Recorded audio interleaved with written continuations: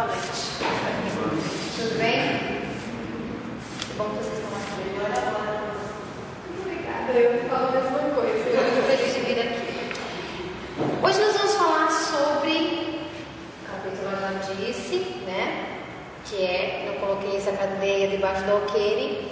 E dentro deste capítulo nós vamos falar sobre a frase do Evangelho segundo o Espiritismo, nessa tradução que eu peguei, está dizendo lá: não são os que gozam de saúde que precisam de médico. E nós costumamos falar o contrário, né? Os sãos não precisam de médico, resumindo. Realmente, a gente até faz check-up, não faz? De vez em quando. A gente vai no dentista para fazer uma limpezinha, ver como é que está a situação, antes que doa. A gente vai ao médico para fazer uns examezinhos, ver como é que está o organismo, antes que dê algum problema. Mas normalmente, quando nós estamos nos sentindo muito bem, nós temos convicção de que estamos bem de saúde, nós não nos preocupamos com o médico, a não ser para uma preservação. Mas nós não vamos fazer nenhum tratamento, não vamos tomar remédio, não vamos modificar alguns comportamentos, alguma alimentação, porque não precisamos. Médico costuma ser procurado pelos doentes, e os médicos estão disponíveis para os doentes, ainda no nosso atual estágio evolutivo. No futuro, se Deus permitir, eles serão mais preventivos do que curativos. Mas por enquanto a situação é outra. E Jesus, naquela época, há 2000 e tantos anos, tinha noção disso, porque lá também existiam médicos, embora não com a nossa tecnologia, com a nossa ciência, com o nosso conhecimento, existiam médicos. E aí, num determinado momento, ele está em casa de Mateus, e aí os fariseus, que era aquele povo da época que estava muito interessado em tirar Jesus daquele roteiro de alertar, de trazer consciência às pessoas, os fariseus viram que na casa de Mateus, que era o discípulo de Jesus, eles começaram a receber pessoas que eles chamavam de má vida. Eles recebiam quem? Muitos publicanos e muitas pessoas assim, que os fariseus não aceitavam como sendo pessoas de relacionamento. Eram aqueles que para eles esse termo má vida resumia tudo, não servia para andar junto com eles. Mas Jesus os recebia. E é claro que eles ficaram lá de tititi fazendo uma fofoquinha e disseram aos discípulos assim: como é que o vosso mestre come com publicanos e pessoas de má vida? Só que Jesus escutou, e aí ele responde exatamente o título do trecho do Evangelho segundo o Espiritismo que nós estamos falando hoje, que é que não são aqueles que são saudáveis, que têm saúde, que precisam de médico. Bom, sobre o nosso tema especificamente, vai abordar não só o que Jesus fazia. Afinal de contas, nós podemos conversar a respeito da situação de que quem precisa ouvir o Evangelho, quem precisa ouvir falar de Deus, quem precisa ouvir falar de esperança, quem precisa ouvir falar de amor, quem precisa ouvir falar de virtude, são todas as pessoas que não conhecem isso, que necessitam desse amparo, desse apoio, dessa ajuda, dessa bênção.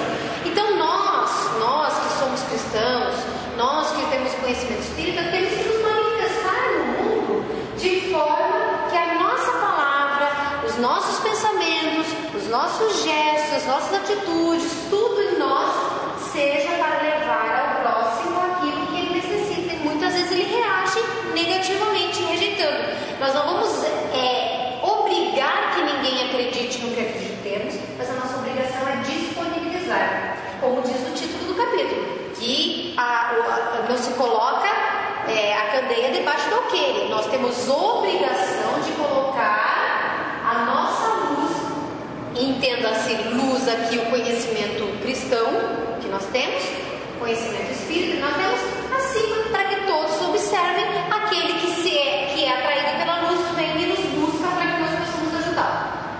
Mas dentro destes dois itens que eu falo hoje, que é o item 11 e 12 do capítulo 24, ele aborda um outro aspecto, mais do que isso que o título mencionou e que eu trouxe agora. Ele fala sobre a mediunidade. Não sei se vocês já pensaram nisso, ou já ouviram alguém mencionar que estranho que é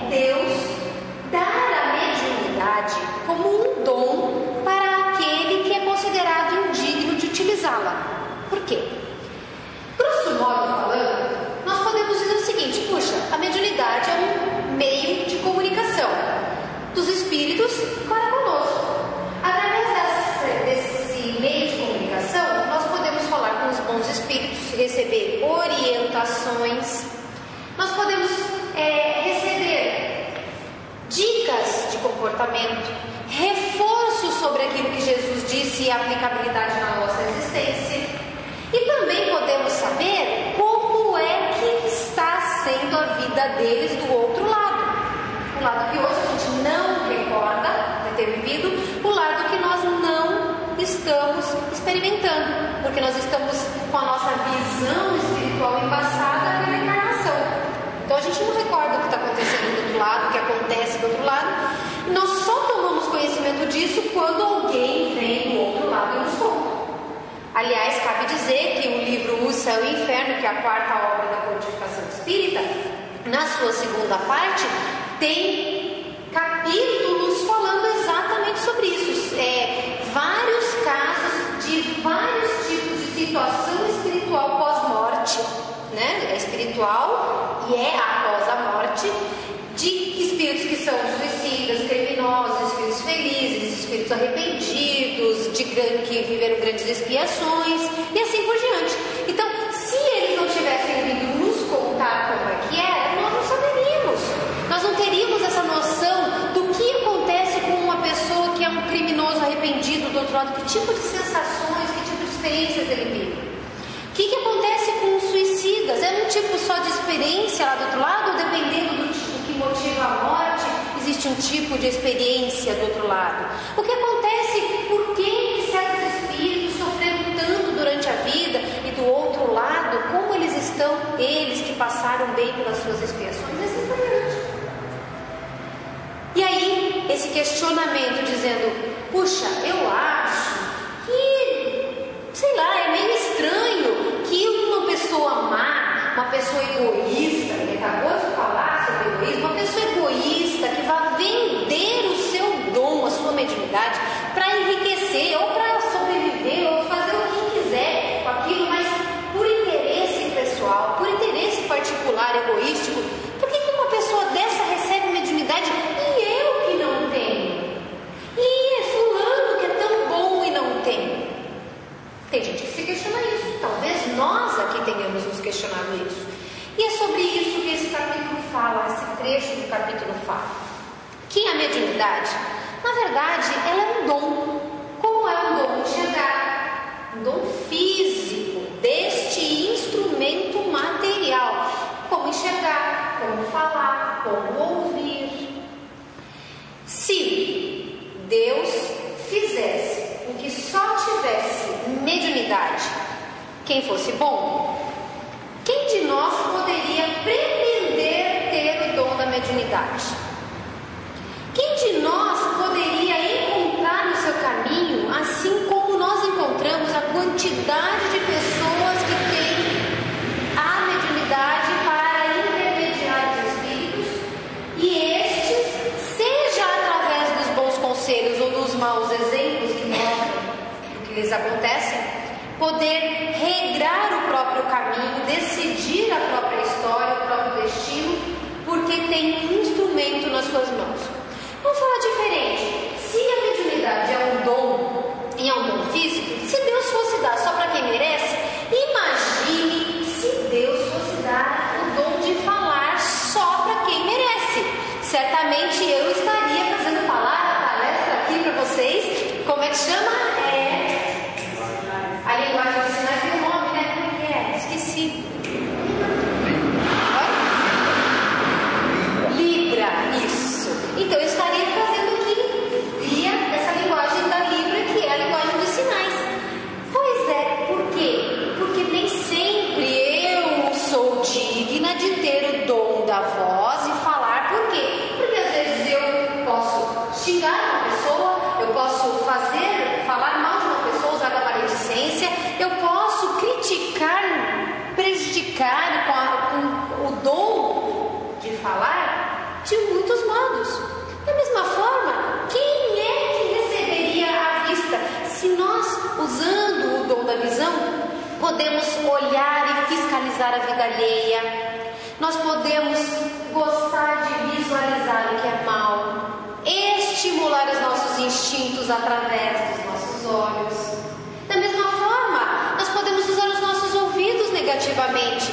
Nós podemos escutar atrás da porta e xeretar onde não devemos. Depois nós vamos levar aquilo que ouvimos para quem não precisava, não devia saber. Então, quando o homem quer adulterar uma das suas virtudes, ou melhor dizendo, adulterar um dos seus dons, o homem é perfeitamente capaz de fazê-lo em qualquer área. E ele não faz diferente na mediunidade. Só que mesmo assim Deus dá visão a quem não deveria estar enxergando, audição a quem não deveria estar ouvindo, o dom da fala a quem não deveria estar falando. Isso sob a nossa ótica, porque pela lei de ação e reação, quem tem que efetivamente ver, ouvir, falar e etc., não vai ver, ouvir, falar, porque a lei de ação e reação equilibra tudo isso. Bom, médiuns todos somos. Isso todo mundo que já frequenta um pouco de tempo do espiritismo sabe. Mas eu, Vânia, não sou médium ostensiva. Nunca vi um espírito se materializar na minha frente. Tive momentos de mediunidade, isso eu tive, mas não posso dizer que no meu cotidiano eu vejo algum espírito, não. Nunca ouvi um espírito ficar na minha orelha dizendo: Vânia, faça isso, faça aquilo, não faça isso, não faça aquilo, porque eu não escuto espíritos. E também não consigo me comunicar com eles de modo nenhum dentro dos N tipos de mediunidade que existem. Mas eles falam comigo através de intuição, através de uma sintonia que eu não percebo conscientemente. Essa é a mediunidade comum que quase todos nós temos. Alguns têm mediunidade ostensiva, e dentre estes que têm a mediunidade ostensiva, ver, ouvir, falar, sentir, que é a psicofonia, dentre esses existem os bons e os maus usuários da mediunidade. O que acontece é que, imagina, nós chegarmos a uma pessoa e dizermos para ela assim: a vida não termina, e ela acredita que termina. Se você não for bom, você vai colher o que você plantou aqui do outro lado. Se você plantou coisa boa, vai colher coisa boa. Se não plantou coisa boa, não vai colher coisa boa. Aí a pessoa não acredita. Como é que a gente vai provar para ela que existe isso? Se ela for médium, Deus está chegando para ela dizendo assim: bom, meu filho, é o seguinte, você está vendo, você está ouvindo, você está sentindo, você está percebendo que existe algo além daquilo que você entende como matéria. E aí, o que você vai fazer com isso? Então, quando Deus nos dá a mediunidade, Ele nos dá não só um método de educação, porque nós aprendemos através dela, não só as companhias com as quais nós nos afinizamos, e através dessas companhias a gente percebe mais ou menos como nós estamos caminhando na encarnação, mas Ele também nos dá aquela deixa de dizer assim: não venha reclamar que você não sabia, porque eu não mandei recado para você. Você soube porque você viveu, você soube porque você experimentou. O mais interessante de tudo é que a mediunidade ela não está dentro do espiritismo. Ela não vive só no meio espírita ou no meio umbandista, por exemplo, que são meios onde a mediunidade é trabalhada de uma forma muito normal, muito tranquila. Nós hoje mesmo estamos conversando com uma amiga minha que é evangélica, e ela, dentro da sua igreja, trabalha com o que nós chamamos de desobsessão. E ela faz expulsão do demônio. Para ela é demônio. Nós sabemos, para nossa ótica, que são espíritos muito sofredores, muito infelizes e muito endurecidos. Mas, mesmo que ela entenda que é demônio, não faz diferença. É alguém manifestando através da mediunidade a existência de um ser incorpóreo e material aos nossos sentidos da encarnação, que está dizendo para eles: se você não se comporta, eu ando com você. Pode mandar embora os demônios, os espíritos imperfeitos, os infelizes, o quanto quiser. Nós, espíritos, podemos fazer doutrinação, desobsessão, podemos fazer vibração, passe, água fluidificada, qualquer coisa. Se nós não mudarmos de comportamento, não adianta. Estaremos acompanhados com eles. Mas daí nós conversamos bonitinho e conseguimos fazer com que um deles desista de andar conosco. No caso da minha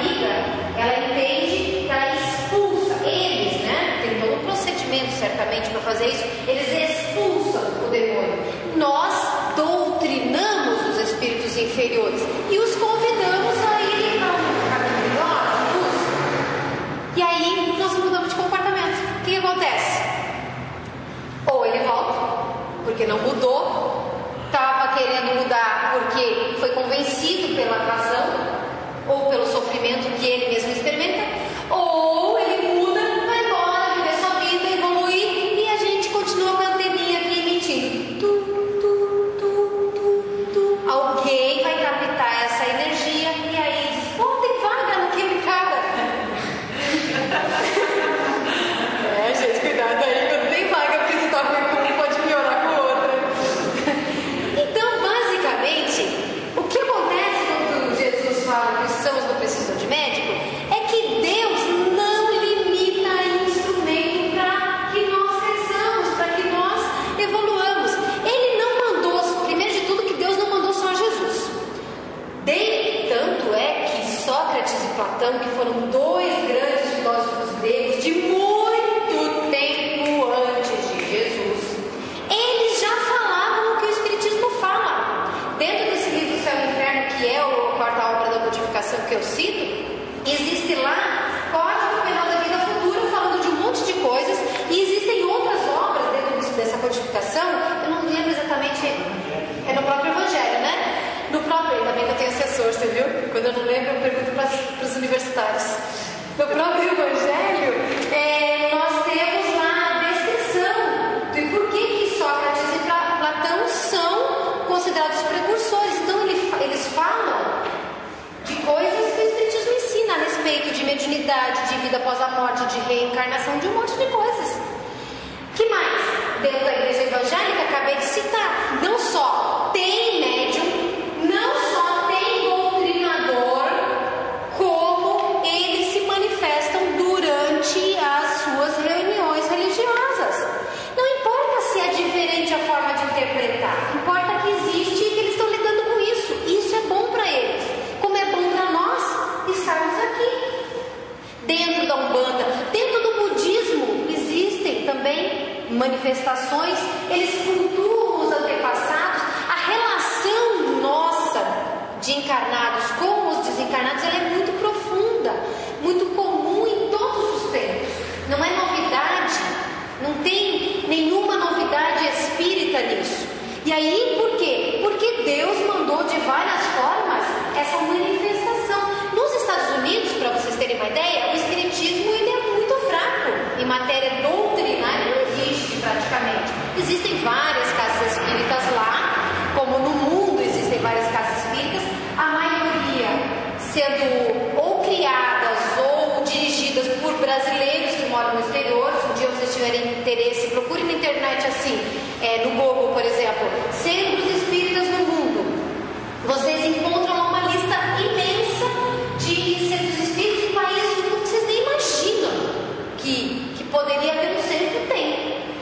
Bom, tirando isso, os americanos, vocês sabem que a maioria lá é protestante e eles realmente só acreditam, tirando a parte religiosa protestante, eles só acreditam na ciência como manifestação. Só que lá, e não é coisa de filme americano não, eles têm médiums que ajudam a descobrir criminosos. Eles têm médiums que ajudam a descobrir o que aconteceu com a pessoa antes dela desencarnar por algum crime que violou a vida dela, que destruiu sua vida. Eles têm médiums que orientam de várias formas. As obras americanas, elas não falam de espiritismo, mas elas falam de mediunidade por N vias.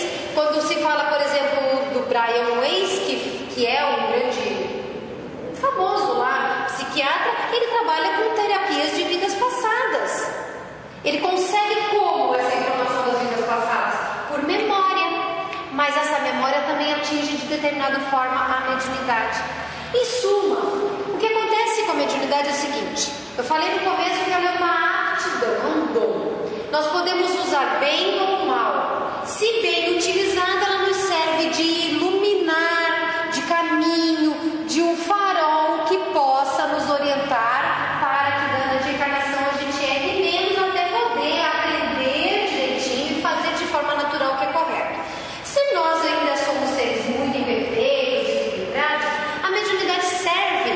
embora possamos, como existem pessoas que vendam esse serviço, né, ela vai servir como um alerta.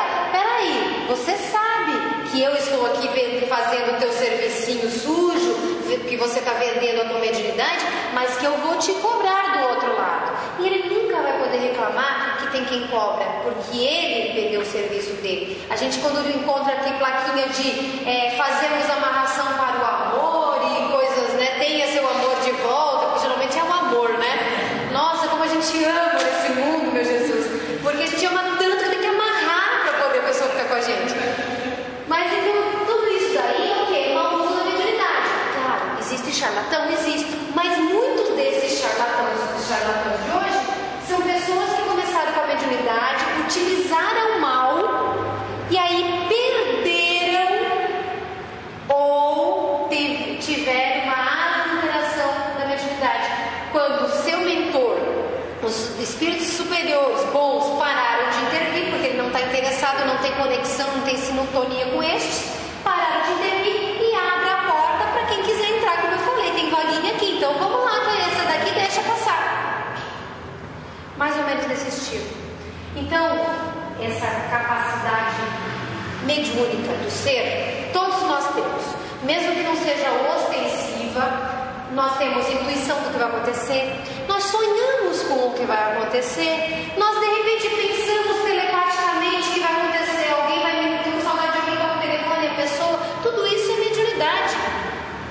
Pensar em alguém que não aparece faz tempo, ter um sonho premonitório, olha, eu falo para vocês que eu não sou médium, né? Outro dia, sonhei com um amigo meu da faculdade, eu sonhei que ele, numa semana, sonhei que tinha andado de moto, muita folia com moto e só comentei por cima, assim, não falei mais nada.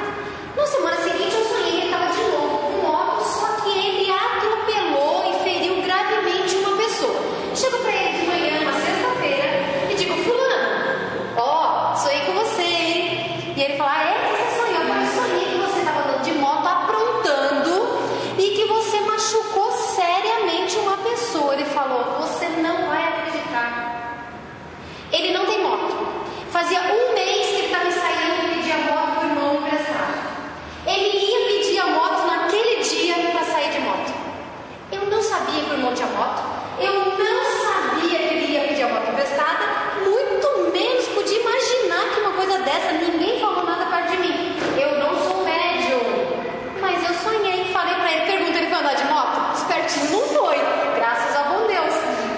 Então, pode ser que simplesmente por ter uma afinidade com o menino, por gostar dele, querer o bem dele, de repente Deus me usou como um canal para dizer: dá um alerta para ele aí, porque vai acontecer bobagem. Não era hora de acontecer bobagem, não era uma lei de ação e reação se fazendo desejo. Então, um sonho tão simples pode ser uma forma de comunicação mediúnica, onde nós somos avisados e isso vai servir para ajudar alguém. Talvez a gente não conte, mas a gente muda o comportamento, nós orientemos de uma outra forma, tem 1000 formas.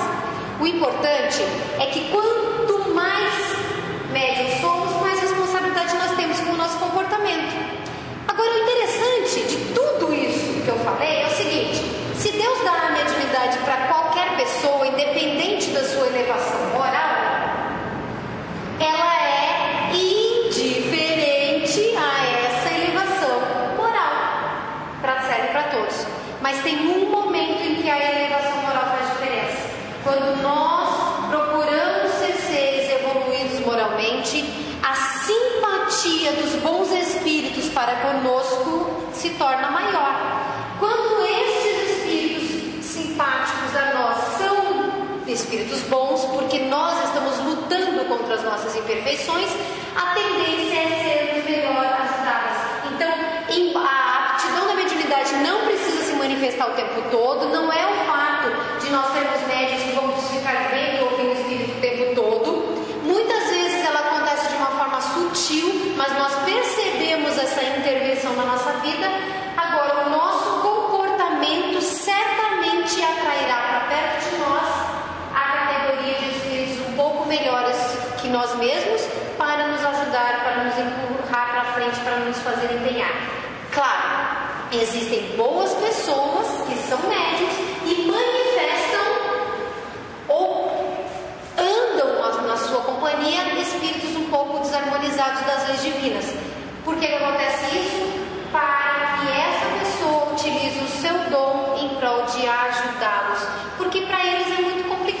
eles estão desequilibrados, estar do outro lado querendo interferir no mundo e eles não sabem o que está acontecendo, e de repente, através desse canal mediúnico, eles conseguem ter um pouco mais de receptividade em relação à vida e à morte, entender melhor o que está acontecendo, e o nosso comportamento nesse sentido vai ajudá-los bastante. Por isso que na Casa Espírita a gente faz trabalhos mediúnicos. É importante fazer trabalho mediúnico para que nós possamos, os dois lados, cooperarem mutuamente, eles nos ajudando e orientando, e também sendo ajudados e orientados por nós, porque por menor que seja a nossa luz, voltando ao tema do capítulo, que é não colocar a candeia debaixo do alqueire, todos nós temos um pouquinho de luz, e é nossa obrigação colocá-la em lugar que ela possa iluminar o ambiente onde estamos, porque dessa forma a gente acaba iluminando também a pessoa que está próxima da gente e que está receptiva a essa luz. Ficou muito confuso porque que Jesus falou sobre os seus precisarem de médico, os seus não precisarem de médico? Porque na verdade a mediunidade é quase como um medicamento para dizer para o doente encarnado: você está recebendo o sinal, a luz, o caminho, o motivo, o instrumento ou o remédio que mostra para você que essa vida não é única. Portanto, vive com cuidado, vive com critério, vive com responsabilidade, para que você não chegue do outro lado usufruindo daquilo que plantou negativamente, que foi uma construção ruim pelos seus comportamentos. Então, não só Jesus está com os que sofrem, os cegos da alma, os sofridos, os desesperançados, mas também Deus instrumentaliza cada um de nós a seu modo, para que não perca de vista que Ele existe e que existe um objetivo maior para existir. Ok? Muito obrigada pela atenção, que Deus abençoe, acompanhe, leve todo mundo para os lares de vocês assim, com muita luz, com muita energia, com muita alegria, com muita saúde, e que vocês, assim como todo mundo deve fazer, procurem perceber que sintonias Ele está emitindo, porque é essa sintonia que diz com quem nós estamos andando. Por aí se diz assim: dize-me com quem andas, que eu te direi quem és. No meio espírito a gente fala: dize-me quem és e eu te direi com quem andas. É isso que a gente tem que pensar hoje, tá bem? Obrigada, Deus abençoe e que assim seja.